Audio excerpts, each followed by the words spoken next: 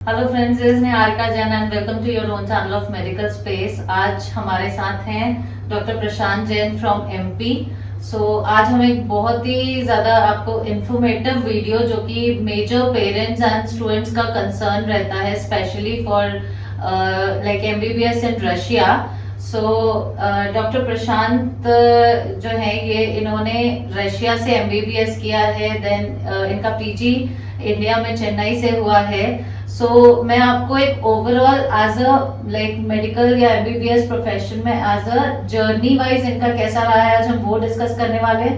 And इनका जो feedback है, चाहे वो रशिया का एजुकेशन को लेके हो, एज अ कंट्री को लेके हो, ये हम डिस्कस करने वाले हैं। चलिए शुरू करते हैं।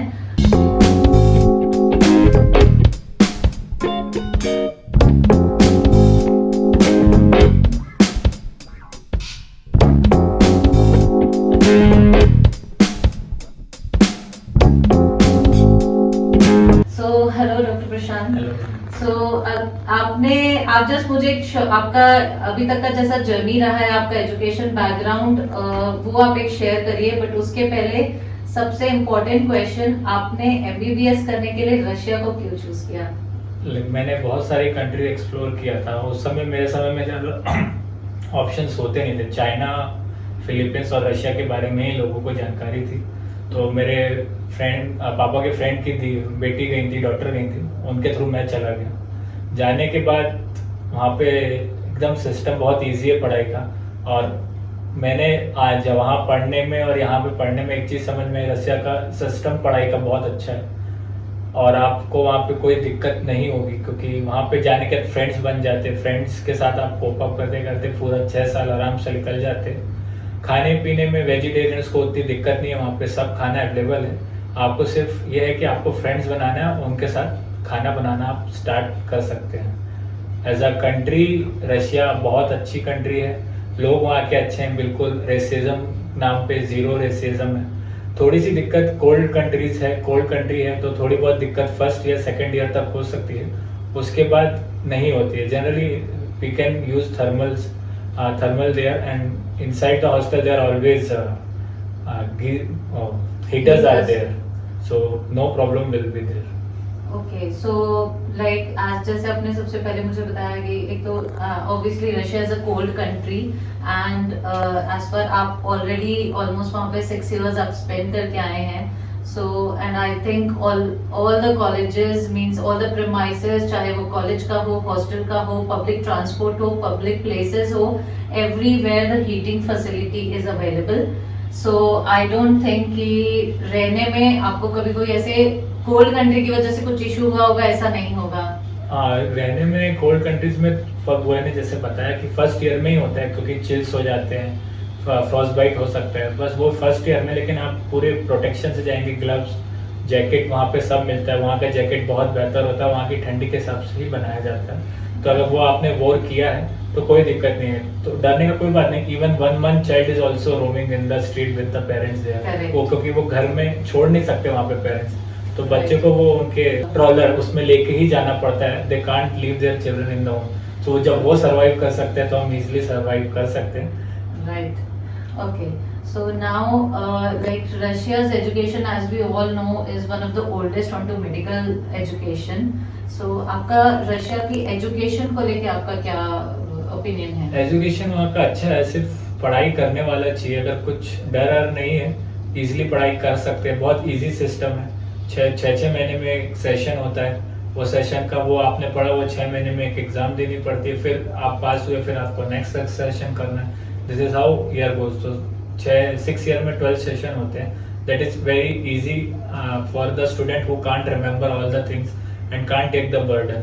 सो स्मॉल बाउट्स में पढ़ाई होता है, बहुत अच्छा होता है, प्रेशर नहीं बिल्डअप होता। ओके, एंड वहाँ का क्लिनिकल एक्सपोजर लाइक आप क्लिनिकल एक्सपोजर थोड़ा सा कम मिलता है, पर उसमें कोई डरने का कोई जरूरत नहीं है, क्योंकि आजकल जो इंडिया का जो प्राइवेट कॉलेजेस है उनका भी क्लिनिकल एक्सपोजर उतना नहीं है।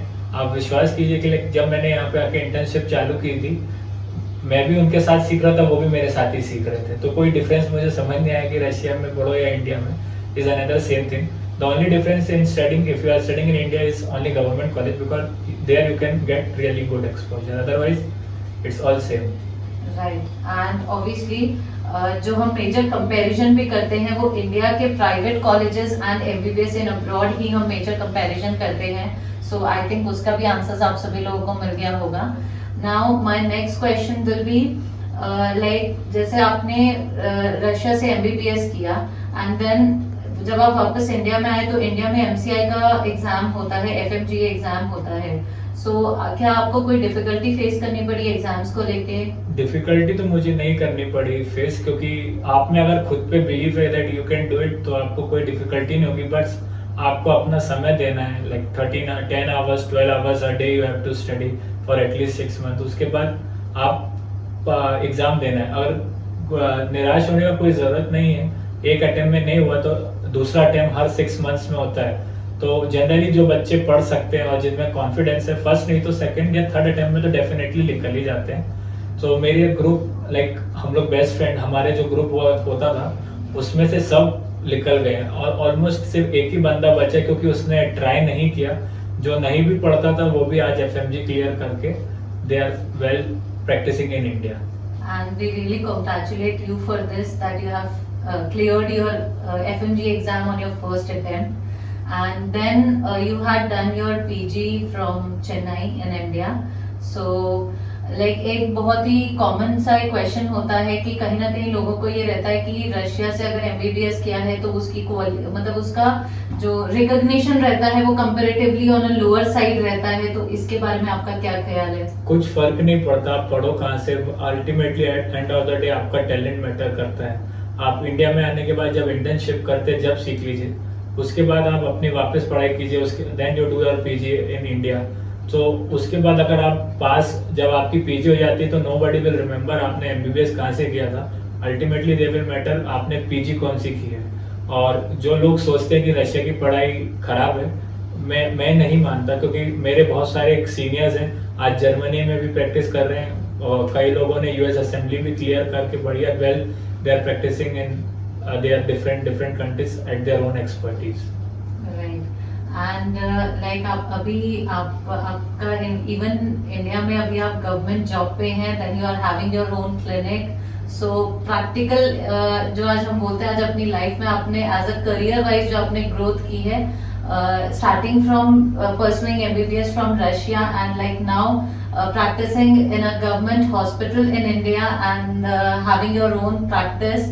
So like overall as a journey को आप कैसा डिफाइन करेंगे? मेरे सर हमेशा कहा करते थे मैडम कि सब 100 बच्चे में से 10 लोग ही जीनियस होते हैं, बाकी 90 सिर्फ हार्ड वर्क होते हैं. So if you can do hard work, आप कहीं पर भी सेटल आराम से हो सकते हैं. only need you have to just be focused in your studies. Ups and downs will come in your life, but if you are focused you will go to your gate. Right. So आपके सारे almost answer से मुझे ये लगा कि MBBS in Russia would be a green signal from your end to our viewers. They can like definitely plan their career from MBBS Sure. from Russia. Definitely they can plan their career from Russia, because mainly if parents is not affordable, because in India nowadays they are giving 1 crore or 2 crore for doing just MBBS, and further you need to do PG also. So if all expenditure is total, then you have to spend almost 5 to 6 crore in India. So if you go to Russia, like it will be like 50 or 60 lakhs only, and that too you have to pay in single year, small amount of money. There is not much burden on the parents and on yourself. So just be focused, enjoy and study. अभी आपका specialisation किस में है? अभी मेरा specialisation psychiatry में है.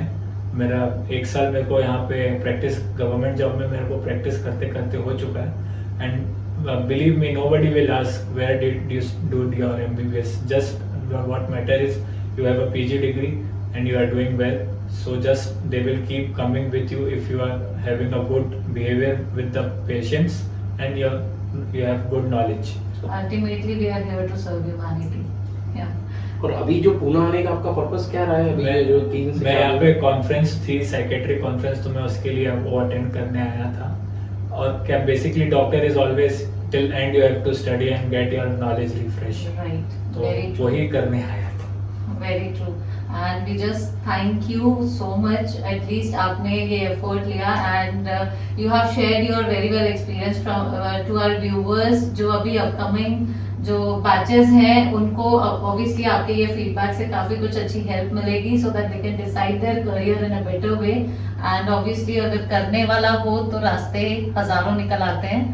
So बस- with this, yeah. एक चीज का प्रॉब्लम है, अगर किसी को रेस्पिरेटरी डिजीज है so they can also go to Russia, but they have to get their all medication always in their Yes. pocket, because only one problem will be their breathing is the main issue in the cold countries. So if you have a respiratory problem, then also you can plan going in Russia, but you should always have your Precautions precaution ready. kit with you always in the pocket. Yeah, so with this, I really thank from my bottom of my heart for sharing your beautiful experience for your entire journey, and I just wish you really good luck for your a bright career ahead. Thank you so much. Thank you, ma'am.